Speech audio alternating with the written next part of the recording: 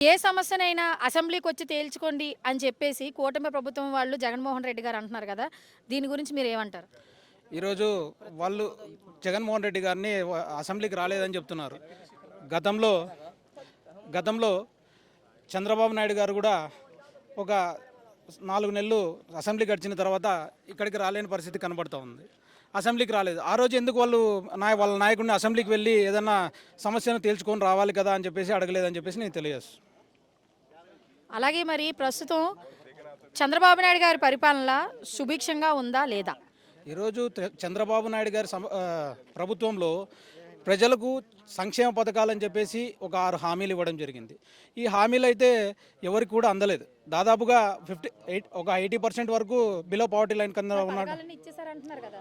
Super 6 అని super 8 కూడా చేసుకుంటున్నారు. కానీ పథకాలు ఎక్కడిచ్చారో ఈరోజు మీడియా మీ అందరికీ కూడా తెలుసు. ఈరోజు ఆడబిడ్డ ప్రతి మహిళలకు 1500 అని చెప్పేసి చెప్పారు చంద్రబాబు నాయుడు గారు. ఫస్ట్ వాళ్ళు ప్రవేశపెట్టినటువంటి సూపర్ 6లో ఇది ఒకటే ఫస్ట్ పథకం. ఈరోజు దీపం పథకం అంటూ గ్యాస్ అని ప్రతి ఒక్కరికి 3 గ్యాస్ సిలిండర్ ఫ్రీ అంటున్నారు. కానీ ఈరోజు ఎంతమందికి ఇచ్చారనో కూడా వాళ్ళకే తెలియదు గ్యాస్ సిలిండర్స్. ఇప్పుడు నేనే ఉన్నా బిలో పావర్టీ లైన్, మాకే ఇంతవరకు ఒక గ్యాస్ సిలిండర్ ఫ్రీ రాలే, సబ్సిడీస్ కూడా పడట్లేదు.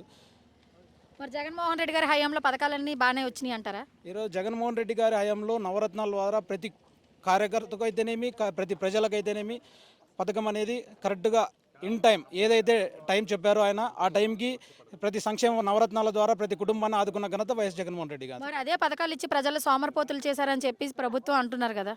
ఈరోజు పథకాలు ఇచ్చి సొమ్మరపోతులు చేశారు. మరి మీరేం చేశారు? తెలుగుదేశం ప్రభుత్వం 6 హామీలు ఇచ్చింది. మీరు ఈ హామీలు అమలు పరిచారా? ఇంకా అమలు పరచకుండానే మీరు సొమ్మరపోతులు చేశారని ఎలా చెప్తారు? మరి 11 సీట్లకే పరిమితం చేసాం, నెక్స్ట్ వచ్చే ఆ ఒక్క సీటు కూడా రానివ్వకుండా చేస్తామని చెప్పి పవన్ కళ్యాణ్ గారు అంటున్నారు కదా! దాని గురించి ఏమంటారు?